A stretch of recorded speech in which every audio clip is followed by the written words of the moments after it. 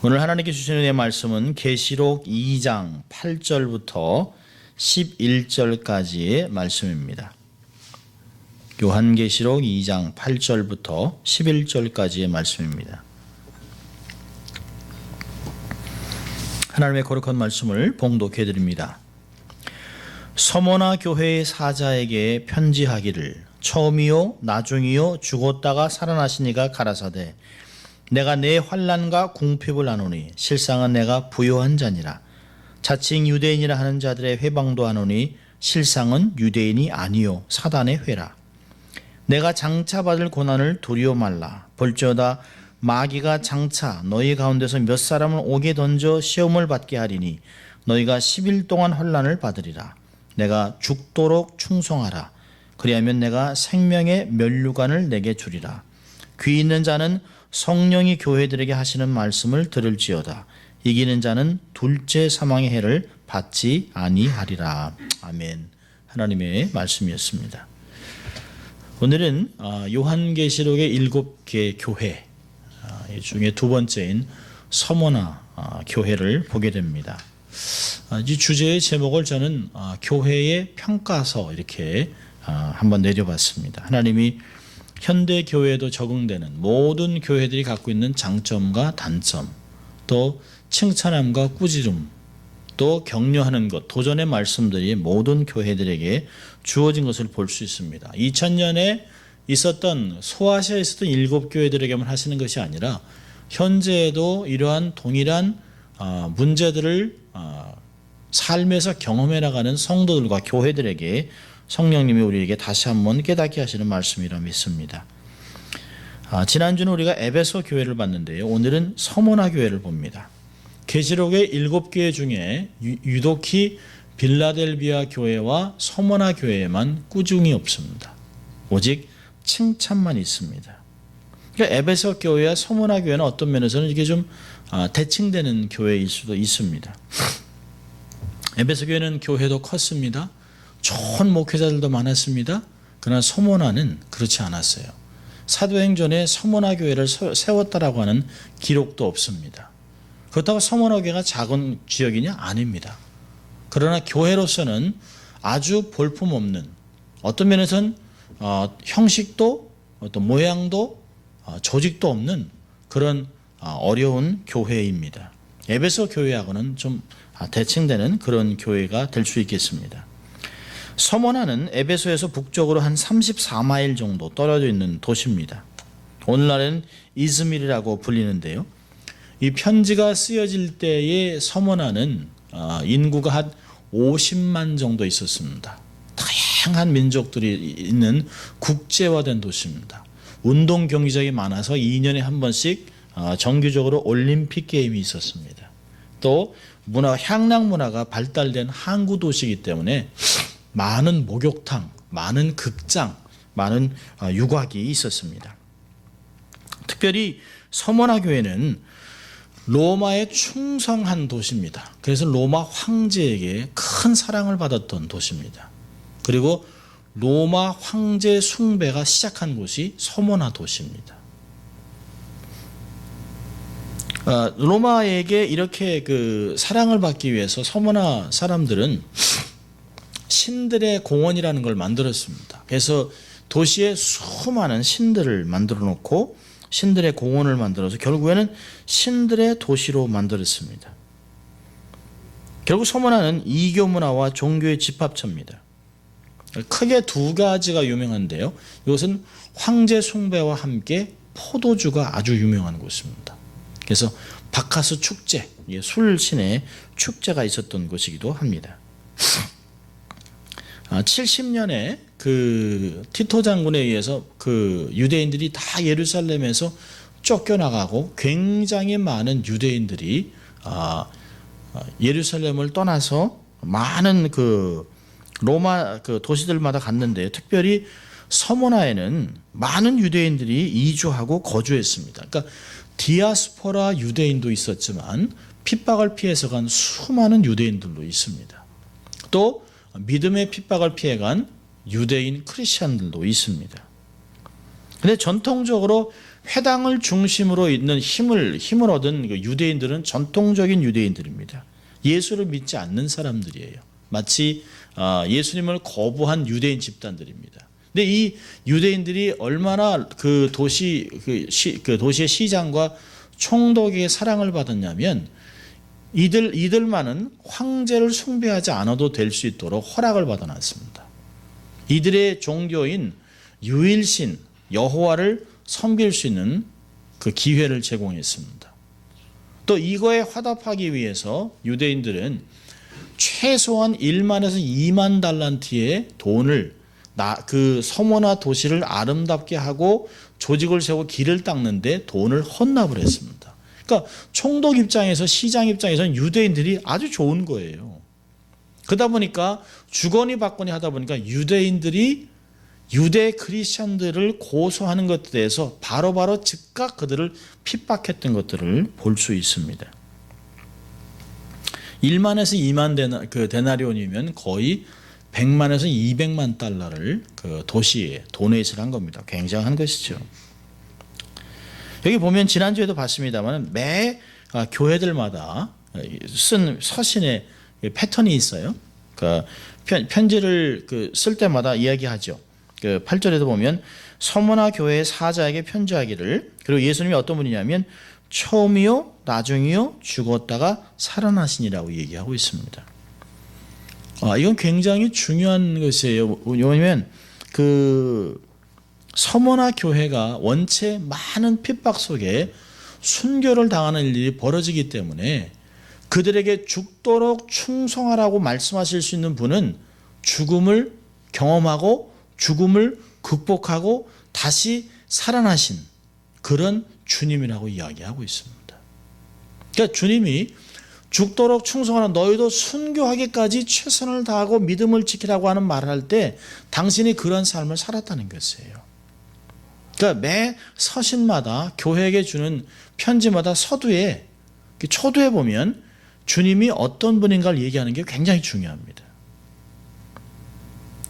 그래서 서머나 교회에게 그 말씀하시는 예수님은 하나님은 처음이고 나중이고 죽었다가 살아나신 분이라고 얘기하고 있습니다. 그러면서 내가 무엇을 알고 있다라고 얘기하고 있습니다. 매 서신마다 그러죠. 알고 있다. 뭘 알고 있습니까? 보니까 그들의 실상을 알고 있어요. 내가 내 환난과 궁핍을 안다.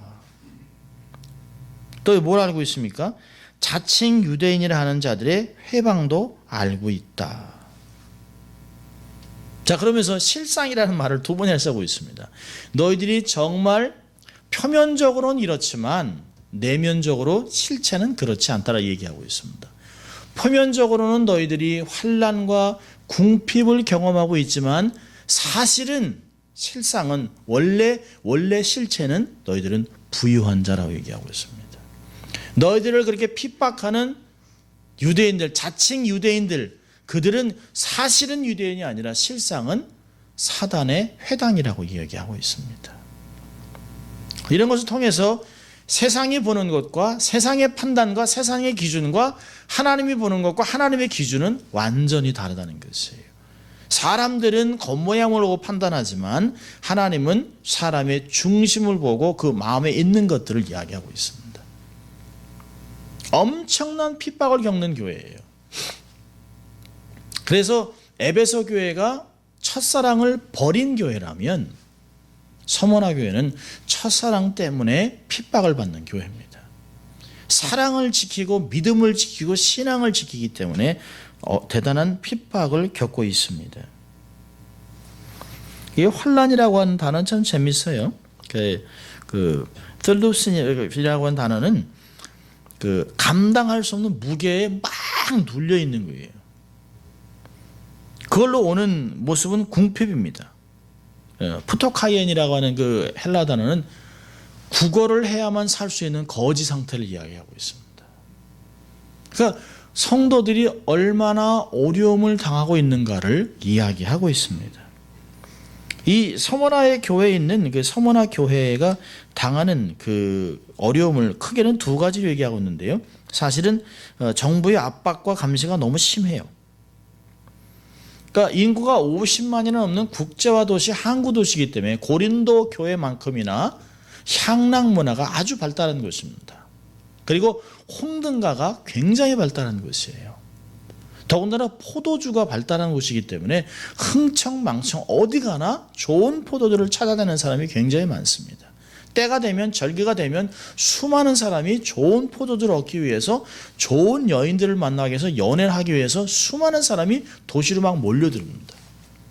그런데 그 도시 안에서 유독히 거룩을 추구하고 경건을 추구하고 절제를 외치는 그리스도의 복음은 그 도시하고는 너무 안 맞는 거예요. 오히려 그들의 기도와 찬송 때문에 세상 사람들은 술 맛을 떨어뜨리고 지역을 떠나는 일들이 자꾸 벌어지기 시작했습니다. 그러자 총독은 이래서는 안 되겠다 생각을 했습니다. 근데 그들을 그냥 핍박할 수 없었기 때문에 그들을 고소하는 유대인들, 그들의 말을 듣고 그들을 처참하게 죽였습니다. 자기들의 아주 유흥 생활에 그 찬물을 껴는 일들이 생기죠. 유대 크리스천들 때문에. 또 포도주가 안 팔리죠. 경제적인 어려움을 겪죠. 또 막 잔인한 그 짐승들로 사람을 잡아 죽이는 글래리어 게임 같은 것도 하지 못하게 하고 참석하지 않으니까 굉장히 어렵습니다. 그래서 서머나 총독은 그리스도인들을 말살시킬 정책을 제노사이드를 시작합니다. 그래서 기본 방침이에요. 그래서 기독교인들이 조금만 잘못하면 파고스회라고 하는 언덕의 경기장에 몰아넣고 군중들 앞에서 짐승들의 먹이로 주었습니다. 그러니까 유대 크리스천의 말살 정책에 일조한 자들이 바로 유대인들입니다. 유대인들. 보니까 그 주님이 그러셨어요. 내가 너희들의 환난과 궁핍을 안다. 또한 이런 궁핍들은 정부에서부터 오는 것도 있지만 뭐라고 얘기합니까? 그 구절에 자칭 유대인이라 하는 자들의 회방도 알고 있다. 이 회방이라는 단어가 참 재밌습니다. 그 블레스페미라고 하는 단어를 썼는데요. 평상시에는 하나님께 사용하면 신성모독이라는 단어가 돼요. 그런데 일반적으로는 참소한다, 이간질을 한다, 상대방을 무너뜨리기 위해서 비방과 핍박과 고소를 하는 행위를 얘기할 때 이 블레스페미라는 단어를 사용한 것으로 볼 수 있습니다. 요한이 이 단어를 사용하는 것을 보면 참 재밌습니다. 그러니까 제가 이거 공부를 하면서 참 재밌는 것들을 많이 발견했는데요. 하루 종일 보고 하면서 눈물도 흘리고, 야, 정말 이렇게 살았던 믿음의 선조들 때문에 이 복음이 우리에게까지 왔구나. 또 주기철 목사님 같은 그분의 믿음의 정절을 지키기 위해서 순교까지 했던 분들 때문에 우리가 이렇게 복음을 받았구나. 나 같은 사람도, 정말 무종교로 있던 나 같은 사람도 예수를 믿게 하는 것은 다 이분들의 순교의 피가 흘린 것이 아닌가, 이렇게 생각을 하는데 참 막 눈물이 났습니다. 사도 요한이 여기서 얘기하는 그 회방, 자칭 유대인이라는 자들의 회방이라는 단어를 그 신성모독이라고 단어를 쓴 것은 아주 독특한 의미가 있다고 저는 생각합니다. 뭐냐면 그 그리스도의 교회를 허물기 위해서 함부로 고소하고 이방인의 손을 들어서 죽이려고 했던 자칭 유대인이라는 자들을 그들이 하는 행위를 신성모독의 행위로 보는 것이에요.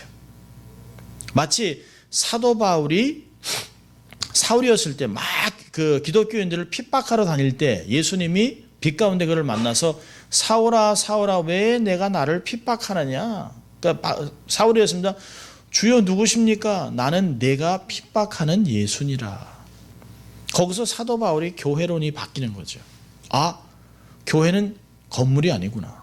자기들이 생각했던 성전은 한 곳에 있는 건물이 아니라 이것이 움직여 다니는 거룩한 성전으로 교회, 바로 예수 그리스도의 몸된 성도들을 얘기하는 것이에요. 그러니까 사도 요한은 얘기하는 거죠. 자칭 유대인이라고 하는 사람들은 교회를 허무는 것이 바로 신성모독과 똑같은 것이라는 것이에요.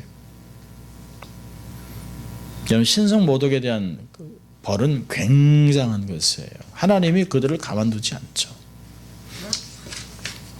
주님은 자칭 유대인, 자기가 스스로 난 유대인이야, 태어난 게 유대인으로 태어났어요라고 하는, 할례를 행하고 절기를 지키고 안식일을 지키고 또 예수를 거부하고 성령님을 거부하는 이런 사람들을, 이들은 회당이 중심으로 있었지만 그 회당이 결국은 사단에 통치하는 사단의 회당이라고 이야기하고 있습니다. 이들은 육신으로 오신 하나님을 거부하고 말씀을 곡해하고 전통으로 인위적인 잣대를 만들어서 소위 예수를 믿는 크리스찬들을 핍박하는 사람들이었습니다. 주님은 육신으로 계실 때 바리새인들, 사두개인들, 서기관들을 마태복음 23장 보면 화 있을진저라고 7번이나 정죄하고 있는 모습들을 볼 수 있습니다. 아주 맹렬하게 꼬집고 있어요. 마태복음 23장 특별히 이제 13절부터 15절까지 보면 화 있을진저 외식하는 서기관들과 바리새인들이여 너희는 천국문을 닫을 사람 앞에서 닫고 사람들 앞에서 문을 닫고 너희도 들어가지 않고 들어가는 자도 또 들어가지 못하게 하는도다. 화 있을진저 외식하는 서기관들과 바리새인들이여 너희는 교인 하나를 얻기 위해서 바다와 육지를 두루 다니다가 생기면 너희보다 배나 더 지옥 자식이 되게 하는도다. 화 있을진저 7번이나 얘기합니다. 그러니까 예수님이 하는 7번은 총체적인 것이에요. 아주 얼마나 많이 주님이 그들을 정죄했는가를 이야기하고 있습니다.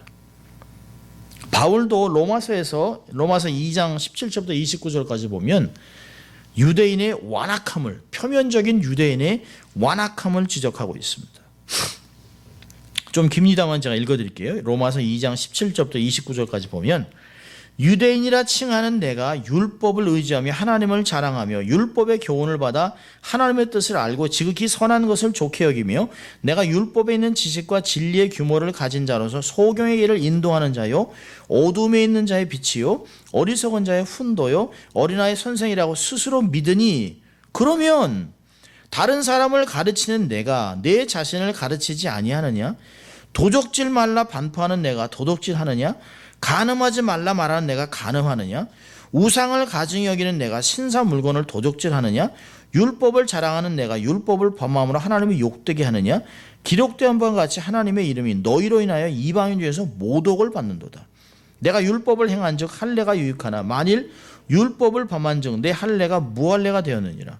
그런즉 무할례자가 율법의 제도를 지키면 그 무할례를 할례와 같이 여길 것이 아니냐? 또한 본래 무할례자가 율법을 온전히 지키면 의문과 할례를 가지고 율법을 범하는 너를 판단치 아니하겠느냐? 대저 표면적 유대인이 유대인이 아니요 표면적 육신의 할례가 할례가 아니라 오직 이면적 유대인이 유대인이며 할례는 마음에 할지니 신령에 있고 의문에 있지 아니한 것이라. 그 칭찬이 사람에게서가 아니요 다만 하나님에게서니라. 육신이 그렇게 중요한 것이 아니에요. 전통이 중요한 것이 아니에요. 지금 내가 현재 어디 서 있느냐가 중요한 것이에요. 현재 나의 믿음, 내가 어디를 바라보고 있는가, 나의 방향성은 세상을 보고 있는가, 과거를 보고 있는가, 미래를 보면서 주님을 보고 있는가가 결정나는 것이에요. 내가 장로의 아들로 태어났기 때문에, 권사의 아들로 태어났기 때문에, 목사의 자식으로 태어났기 때문에 내가 라고 얘기할 수 없다는 거죠.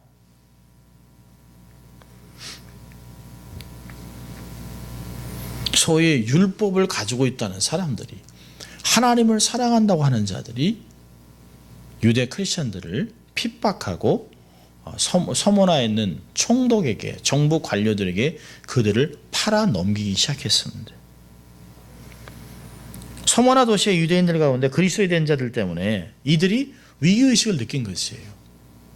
이러다가는 우리 전체 우리가 다 넘어가겠다. 그래서 이들이 교묘하게 세계 평화를, 유대 크리스천들이 세계 평화 추구하는, 로마가 추구하는 세계 평화를 무너뜨리려고 한다. 특별히 황제 숭배를 거부하는 자들이라고 얘기합니다. 이게 재밌잖아요. 자기들은 돈을 들여서 황제 숭배하는 데에서 제외가 됐습니다. 그렇다면 자기들도 황제가 신이 아니라고 고백하는 자들이면서도 불구하고 단지 예수를 메시아라고 섬기기 때문에 그들을 법정으로 끌고 가고 있는 것이에요.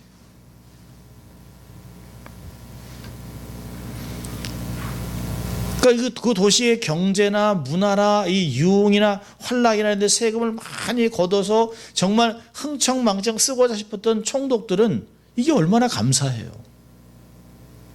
자기들이 찾으러 다니지 않아도 유대인들이, 자칭 유대인이라고 유대인들이 유대 그리스도인들을, 이방인 그리스도인들을 계속 자기들의 손에 넘기는 거예요. 확실한 증거들을 다 가지고 옵니다. 이들이 사람을 메시아라고 섬깁니다.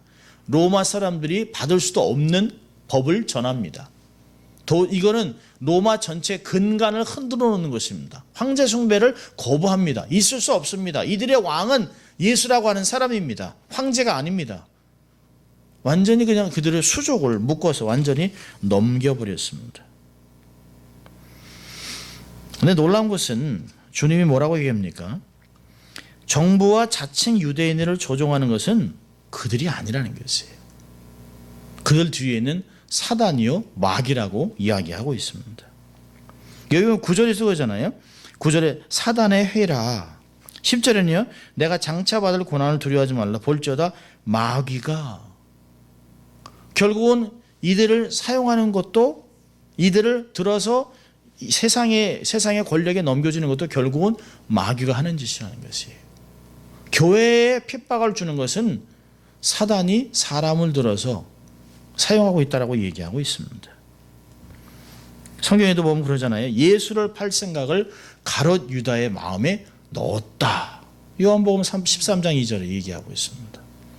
예수님께서 가이사랴 빌립보에서 제자들에게 남들이 나를 누구라고 하느냐, 또 너희들은 나를 누구라고 하느냐. 그러니까 베드로가 신앙 고백을 합니다. 주는 살아계신 하나님의 아들입니다. 그리스도여 하나님의 살아계신 아들입니다. 놀라운 고백했어요.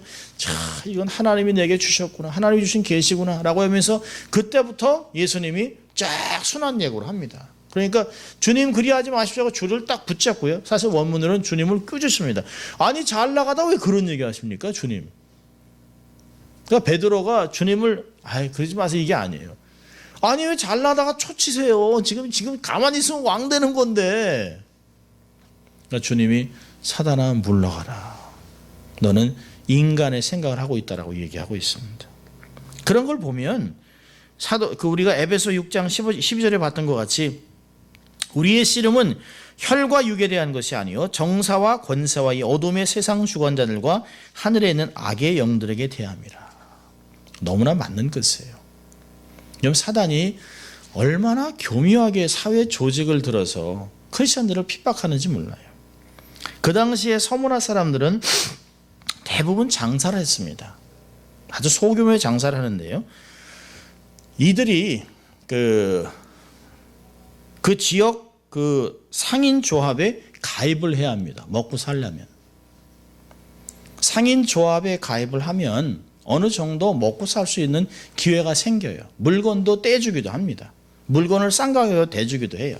그런데 이 상인 조합에 들어가려고 하면 1년에 몇 번씩이나 이들이 이방신의 신전에 가서 특별히 황제의 동상이 있는 그 앞에 가서 나의 주 하나님 황제시여라고 고백을 해야 글로 들어갈 수 있어요. 그렇게 고백한 사람들에게만 상인조합의 멤버가 되게 했습니다. 이런 사람들에게는 물건을 저가로 넘겨주기도 하고 싸게 넘겨주기도 하고 살아갈 수 있는 것들을 보장했습니다. 그런데 그렇게 고백할 수 없잖아요. 크리스찬들은 그렇게 고백할 수 없습니다. 나의 주 하나님 황제라고 고백할 수 없어요. 그러다 보니까 조합의 멤버가 될 수가 없어요. 그러니까 물건이 천정부지로 막 올라갑니다. 물건을 구할 수도 없어요. 그렇게 되니까 생계가 막막해지는 것이에요. 그래서 요한계시록에서는 얘기하는 거죠. 주님이 내가 너희들의 환난과 궁핍을 알고 있다. 너희들의 생계가 막막하다는 거 다 알고 있다. 직장도 잃고 엄청난 세금을 내고 재산을 압류당하는 일들이 생깁니다. 막 길에 나앉는 것이에요. 요즘 같으면 이슬람 지역에서 모슬람으로 태어났다가 예수를 믿는 것 때문에 가족에서 죽임도 당하고 쫓겨나기도 하고 또 장례식을 치르고 아들을 멀리 내보내는 그런 일도 있을 수 있습니다. 예수를 믿는 것 때문에 겪는 어려움은 말로 다 알 수 없었어요. 그래서 9절에 내가 내 환난과 궁핍을 너무너무 잘 알고 있다. 자, 근데 그걸로 끝나지 않습니다. 그거는 표면적인 모습이라는 것이에요. 그건 세상의 판단으로 볼 때 너희들이 가난하고 불쌍하고 어렵지만 그러나 하나님의 기준으로 볼 때는 어때요? 실상은 부요한 자니라. 이게 영적인 실상입니다. 근데 라오디아 교회라고는 완전 반대예요. 라오디아 교회는 우리가 보겠습니다만 라오디게아 교회를 보면 3장 17절 보면 내가 말하기를 나는 부자라 부요하여 부족한 것이 없다 하나 내 곤고한 것과 가련한 것과 가난한 것과 눈먼 것과 벌거벗은 것을 알지 못하는도다. 완전 반대예요. 서문화 교회는 너무너무 가난합니다. 너무너무 힘듭니다. 근데 실상은 부요한 자예요. 근데 라오디아 교회는 너무너무 없는 게 없어요. 다 있어요. 떵떵거리는데 주님이 볼 때는 너는 가난하고 소경이고 헐벗고 아무것도 없다라고 얘기하고 있습니다. 이건 뭘 얘기할까요? 보이는 게 전부가 아니라는 것이에요.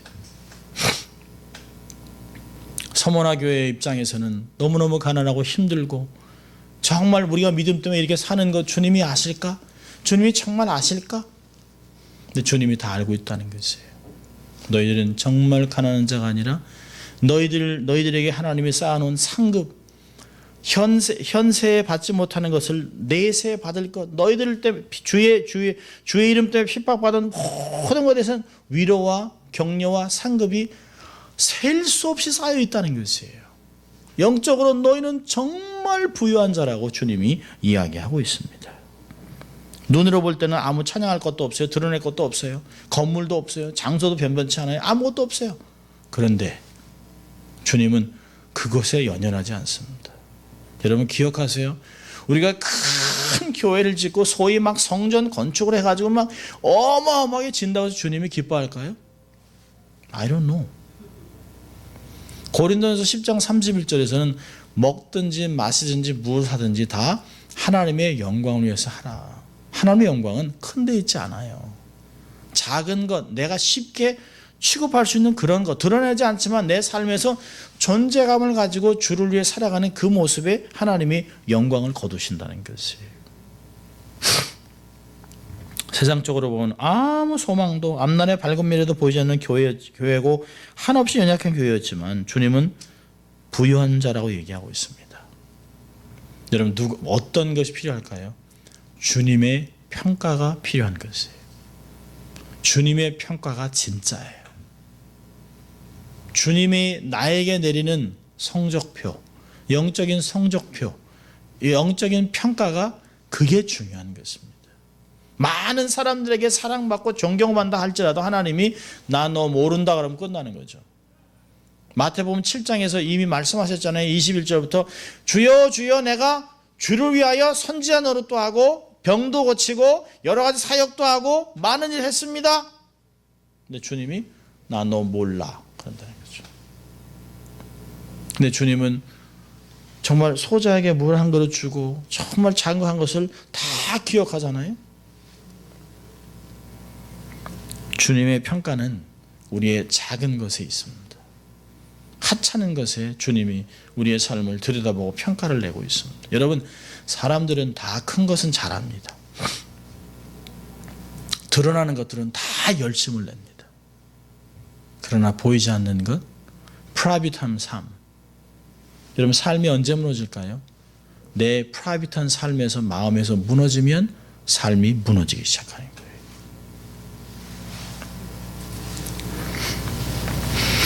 주님이 친히 인정하시는 교회는 크고 화려한 건물을 가진 것도 아닙니다. 어떠한 어려움도 없이 일치월장 성장세를 거듭만 하는 교회도 아닙니다.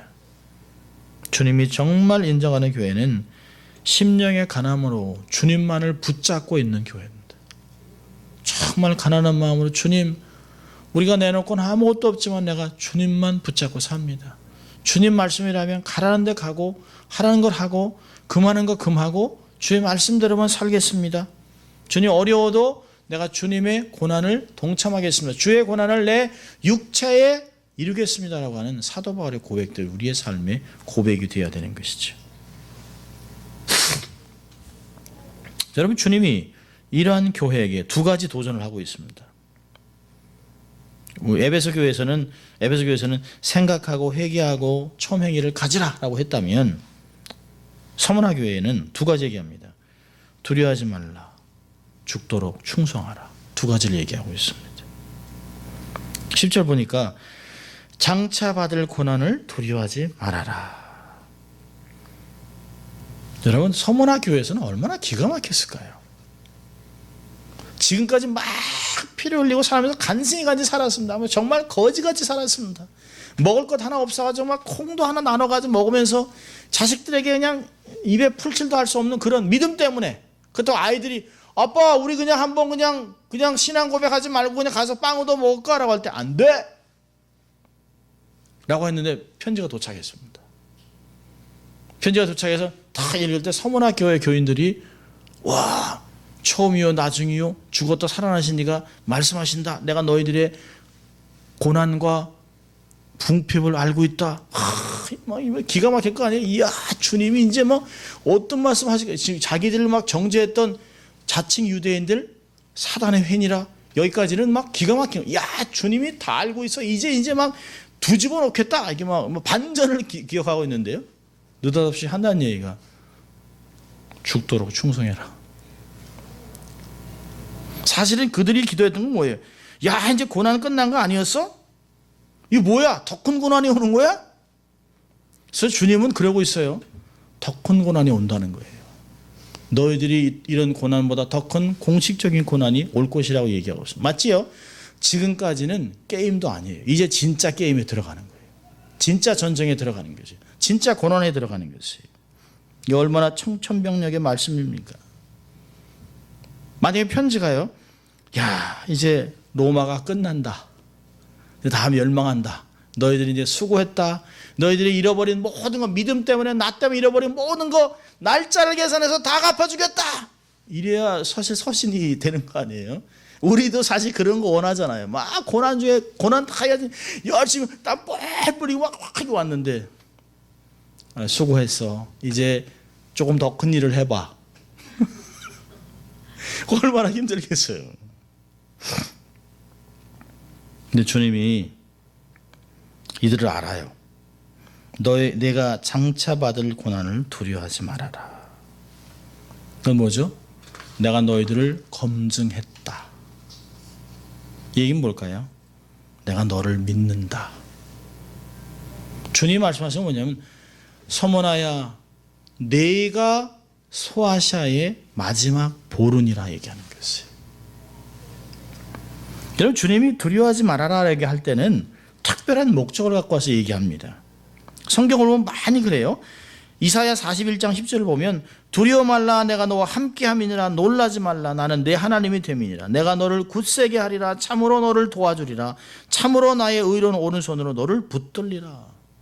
두려워하지 말라고 할 때 분명히 하나님이 내가 너를 도와주겠다는 말을 하고 있어요. 신명기 7장 27절 보면 너는 그들을 두려워 말라 너의 하나님 여호와 곧 크고 두려운 하나님이 너희 중에 계심이니라. 신명기 31장 8절은요 여호와 그가 내 앞서 행하시며 너와 함께 하사 너를 떠나지 아니하시며 버리지 아니하시리니 너는 두려워 말라 놀라지 말라. 여호수아 1장 8절은 정말 모세가 죽고 나서 이스라엘 공동체는 어떻게 될 것인가, 나 같은 사람이 어떻게 저 엄청난 모세를 이어서 내가 리더가 될 수 있을까, 이 모세한테 밤낮 반란하던 거역하던 이 이스라엘 민족을 어떻게 내가 인도할까라고 소심해 있는 여호수아에게 이렇게 얘기합니다. 여호수아 1장 9절에 내가 내게 명한 것이 아니냐 마음을 강하게 하고 담대히 하라 두려워 말라 놀라지 말라 내가 어디로 가든지 내 하나님 여호와가 너와 함께 하느니라 하시니라. 여러분 주님이 내가 장차 받을 고난을 두려워하지 말라라고 얘기할 때는 주님이 검증했기 때문에 믿기 때문에 함께 할 것이기 때문에 얘기하는 것이에요. 주님은 절대로 자식을 당신의 백성을 홀로 전쟁터에 보내지 않습니다. 여러분 여기 보면 내가 장차 받을 고난을 두려워하지 말라. 볼지어다 마귀가 장차 너희 가운데서 몇 사람을 옥에 던져 시험을 받게 하리니 너희가 10일 동안 환난을 받으리라. 고난과 환난이라는 말을 반복하고 있어요. 그런데 뭐라고 합니까? 몇, 다가 아니에요. 몇, 그 다음에 10일 동안. 그 얘기는 뭘까요? 적은 환난이라는 것이에요. 환난은 제한이 있다는 거예요. 한계가 있다는, 기한이 있다는 거예요. 10일이라는 건 짧은 걸 얘기하는 것이에요. 계시록 13장을 보면 이방인들에 내는 징계는 42달이라고 얘기합니다. 42달. 42달에 비해서 10일은 아주 짧은 것이에요. 다니엘서 1장에서도 보면 12절에 열흘 동안 우리를 테스트해 보십시오 할 때 10일은 짧은 기간입니다. 여러분 주님이 모든 것을 아시고 당신의 백성들을 검증한 후에 환난을 맡기시는 것이에요. 사람이 감당할 만한 시험밖에는 주신 적이 없어요. 사람이 시험을 당할 때 그 감당하지 못하면 그분은 의롭고 미쁘셔서 시험 당할 때 피할 길을 내신다라고 얘기하고 있습니다. 고린도전서 10장 13절은 우리에게 그렇게 얘기하고 있어요. 감당할 만하기 때문에 검증되었기 때문에 짧은 몇 사람을 옥에 던지겠다 얘기하고 있습니다. 누가 하는 것이에요? 환난, 사단, 마귀도 결국은 하나님의 통치 속에 있다는 것이에요. 믿을 수 있길 바랍니다. 주님이 다 하시는 것이에요. 그들은 발악을 하고 자기 마음대로 사단의 자기네 힘으로 권력으로 지혜로 사람들을 힘들게 하지만 그 위에 모든 것을 통치하시는 분은 하나님이라고 얘기하고 있습니다. 우리는 가끔 그래요. 내가 받는 고난 하나님이 아실까? 여러분 하나님이 언제 잘 보일까요? 고난 속에서 제일 잘 보입니다. 여러분 낮에 별이 떠 있잖아요. 안 보여요. 근데 캄캄해진 밤 되면 별이 보입니다. 주님은 우리의 삶을 반짝이게 만들기 위해서 더 자신을 정확하게 볼 수 있게 하기 위해서 고난이라는 걸 사용합니다. 그러나 주님이 우리에게 허락하시는 고난은 아주 제한적입니다. 기한이 있습니다. 영원토록 하지 않습니다. 그래서 주님이 얘기하시는 거예요. 죽도록 충성해라. 내가 죽도록 충성해라. 끝까지 믿음을 잃지 말아라.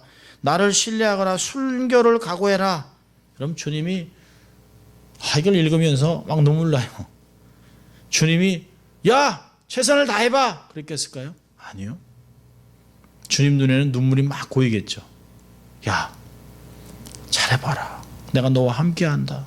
잘 견뎌라. 난 너를 믿는다. 네가 소아시아의 마지막 보루야. 너를 보고 모든 교회들이 서게 되는 거야. 내가 너를 믿는다. 내가 직접 육신적으로 나타나지 못하지만 내가 너를 도와줄게. 마음을 강하게 하고 담대해라. 이런 마음으로 주님이 말씀하지 않았겠습니까? 아빠 시험 너무 어려워. 학교 다니기 너무 힘들어. 이런 자식한테 도와줄 수는 없지만 야, 너 할 수 있어. 너 이제까지 잘해왔잖아. 너는 얼마든지 잘할 수 있어. 넌 정말 대단한 사람이야. 하나님이 너를 얼마나 축복하는데. 이렇게 얘기하면서 부모의 마음은 어떨까요? 눈물 나는 거예요. 이게 주님의 마음입니다. 소망을 잃지 말아라. 잘 견뎌다오 라고 주님이 얘기하시는 것이에요. 자, 그리고 주님이 약속하셨어요. 뭘 약속해요? 죽도록 충성해라. 그리하면 내가 생명의 면류관을 내게 주겠다. 여러분 면류관에는 헬라적인 의미는 두 가지가 있어요. 하나는 왕관이라고 하는 디아데미아라고 하는 단어가 있습니다. 그건 충성의 면류관이고요. 어떤 딱 그 지위에 있는 사람이 쓰는 것이에요. 근데 또 하나는 스테파노라고 하는 단어가 있어요. 스테파노는 경기에서 우승한 사람에게 씌워주는 거예요. 근데 여기서 얘기하는 생명의 면류관은 다이어뎀이 아니에요. 여기는 왕관이 아닙니다. 면류관은 스테파노예요. 경주를 잘 마친 사람에게 주는 면류관입니다. 여러분 서머나 교회 밤낮 2년에 한 번씩 올림픽이 있어서 그 경주에서 1등한 사람에게 참 면류관을 딱 씌워주고 그 사람은 부와 명예와 모든 인기를 다 명성을 다 얻는 것을 서머나 사람들은 다 알고 있어요. 그 사람들에게 경기 후에 주는 스테파노라고 하는 이 면류관은 삶의 어떤 새로운 분출구가 되는 거죠. 새로운 시작이 되는 것입니다. 우리 한국에서도 가난할 때는 권투, 레슬링, 이게 몸으로 하는 운동들을 많이 했습니다. 요즘은 안 해요. 맞으면 그냥 그만둡니다.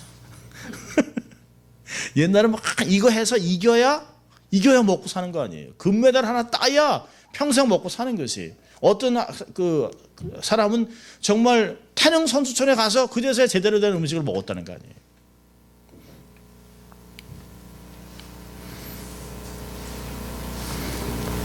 서머나에 있었던 사람들은 이 이야기가 무슨 얘기인지 알았습니다.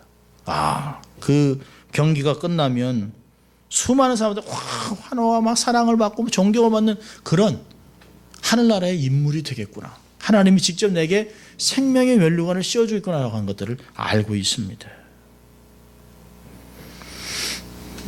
야고보서 1장 12절은 이런 말을 하고 있습니다. 시험을 참는 자는 복이 있도다.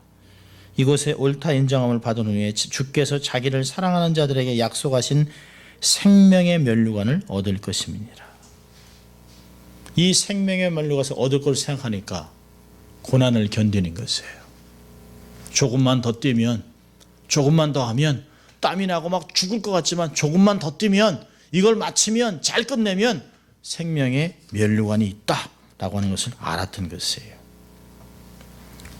또 이야기합니다. 마지막에 이기는 자는 둘째 사망의 해를 받지 않는다. 여러분, 둘째 사망은 지옥의 형벌을 말하는 것이에요. 요한계시록 21장 8절은 둘째 사망에 참여하는 사람들을 언급하고 있습니다. 그러나 두려워하는 자들과 믿지 않은 자들과 흉악한 자들과 살인하는 자들과 행음자들과 술객자들과 우상 숭배자들과 모든 거짓말하는 자들을 불과 유황으로 타는 못에 참여하리니 이것이 둘째 사망이니라. 얼마나 세상 사람이 어렵습니까? 죽음 후에 there is no second chance. 또 다른 기회는 주어지지 않습니다. 죽기 전에 예수 믿으면 되죠? 아니요. 죽기 전에는 눈만 열릴 뿐이에요. 그런 기회가 없어요. 볼테르, 그 유명한 무신론 철학자가 마지막에 으아 소리 지르지 않았습니까? 나는 이제 지옥으로 간다. 평상시 하나님이 어딨냐 이러던 이 사람이 눈이 확 열리니까요. 나는 지옥으로 간다라고 얘기했어요. 우리가 일반적으로 경험하는 죽음은 첫 번째 죽음입니다. 그러나 둘째 사망은 영지옥을 얘기합니다. 그래서 한 번 태어난 사람은 두 번 죽고, 두 번 태어나고 육신으로 태어나고 중생을 경험한 사람들은 한 번밖에 죽지 않습니다. 이 서머나 교회의 감독이었던 폴리캅은 사도 요한의 제자였습니다. 폴리캅이 86세가 되었을 때 서머나의 총독이 크리스찬들을 극도로 핍박을 했습니다. 그리고 엄청나게 많은 사람을 잡아가지고 말살 정책을 하니까 사람들을 잡아다가 짐승에게 막 먹이를 줬습니다. 막 가족들하고 있으면서 막 사자에게 물려 죽고 이런 것들을 보면서 두렵잖아요. 근데 폴리갑에게 많은 사람들이 선생님 감독이었으니까, 그 서머나교회 감독이었으니까 요즘 같은 목사님이죠. 목사님 일단 피해 주십시오. 피했다가 다시 오십시오. 그런데 안 피해요. 이미 하나님이 꿈으로 자기가 말씀하셨어요. 자기 베개가 불에 확 타는 것을 보고 내가 화형으로 죽겠구나 라는 걸 알았습니다. 그리고 사람들이 짐승에게 먹이를 줄까 하는데 짐승을 전혀 두려워하지 않습니다. 폴리캅이. 그러니까 화형으로 죽이기로 결정을 합니다. 근데 총독이 이 사람이 인품이 너무 좋으니까 얘기했습니다. 폴리캅 선생, 그냥 한번 부인하면 안 죽어도 된다. 당신 뭐하러 목숨을 한 번만 부인하면 되는데 그냥 조그만 소리로 해라. 조그만 소리로. 그러면 내가 풀어주겠다. 근데 유명한 얘기를 합니다. 나의 86년 동안 나의 주님은 나를 한 번도 부인하지 않았다. 그런 주님을 나는 부인할 수 없다. 그래, 나는 불이 두렵지 않다. 무섭지 않다. 그래 그 총독이 화가 나가지고 폴리카프를 확 밀어서 다리가 확 부러졌습니다. 묶어가지고 불에 막 태우는데요. 웃습니다. 가만히 웃습니다. 그러니까 총독이 화가 나가지고 저놈을 창으로 찔러 죽이라 가지고 창으로 확 찔렀는데 그 피가 얼마나 터졌는지 불이 다 꺼질 정도로 됐습니다.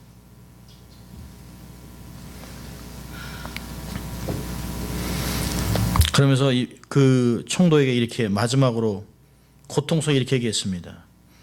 당신은 나를 한순간에 사라질 불로 위협하고 있지만 당신은 마지막 심판 때 영원한 불에서 고통당할 것을 아는가. 근데 그 소리가 천둥 번개치는 것 같이 소리가 났다는 거예요. 사람들이 두려워서. 여러분 그 요한계시록의 7개 교회 중에 유일하게 아직도 남아있는 교회가 서문화 교회입니다. 유일하게 남아있습니다.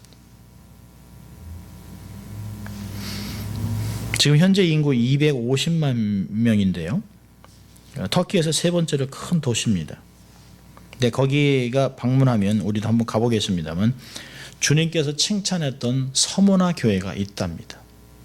저는 이제 뭐 사진으로 인터넷으로 봤습니다만 그 밖에서 보면 서문화 교회 출입문 이쪽으로 폴리캅이라는 문패가 있답니다. 계단을 따라 지하실로 내려가 보면 폴리캅 순교 기념 교회 예배실이 있는데요. 지금도 매주 주일이면 30명, 40명, 어떤 때는 50명 이거 주위에 모여 있는 사람들이 그를 기념하고 또 예배를 드리기 위해서 지금도 계속해서 예배를 드리고 있는 살아있는 교회입니다. 에베소는 흔적도 없습니다. 다른 교회들은 흔적도 없는데요. 이 교회만 유독히 살아서 있습니다. 생명의 면류관을 쓴 교회입니다. 주의 인정을 받은 교회입니다.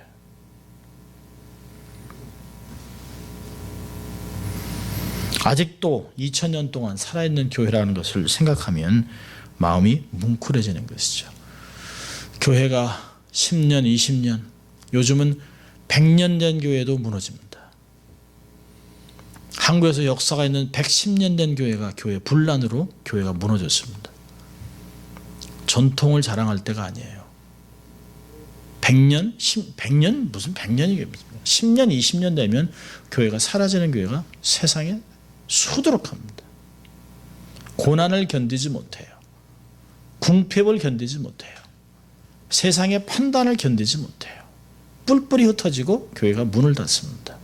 그런데 여기는 2000년 동안 말할 수 없는 고난, 거지 같은 삶을 살아가면서도 신앙을 지키기 위해서 있었던 이 교회, 하나님이 지금까지 생명을 연장시키고 있다고 하는 것은 우리에게 주시는 교훈이 굉장히 크다고 저는 생각합니다. 자, 우리 두 가지만 교훈을 보고 마치려고 합니다. 첫째는 세상과 타협하지 말아야 합니다. 어떤 상황 속에서도 세상과 타협하면 안 됩니다. 세상과 사람의 인정에 목말라 하지 마세요. 세상의 기대에 따라 살면 경건이 무너집니다. 부르심을 감당하지 못해요. 예수를 주로 받을 때는 주를 위해 살겠다고 헌신하지 않았습니까? 그런데 언젠가부터 세상을 놓기로 결정했는데 세상의 모든 것을 주려고 기도하고 간구하고 세상의 편안함을 누리기 위해서 재물을 달라고 기도하고 성공을 달라고 기도합니다. 하나님 우리에게도 많은 교인을 주십시오라고 하는 얘기가 그 이유는 뭘까요? 스스로 생각해보는 하루가 됐습니다. 교회가 번듯하면 교인들도 좋죠. 제가 난가지 비전교회 장로입니다. 난가지 비전교회 권사입니다. 난가지 비전교회 어디 있어요? 교회는 얼마나 돼요? 이 교회는 한 400명 되죠. 그러니까 목이 힘들어하잖아요.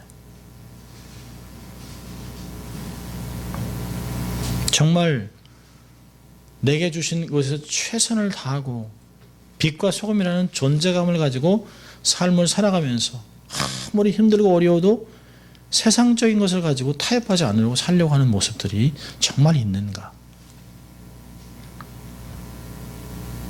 소금과 빛은 이야기하지 않죠. 그러나 존재감으로 말하는 것이에요.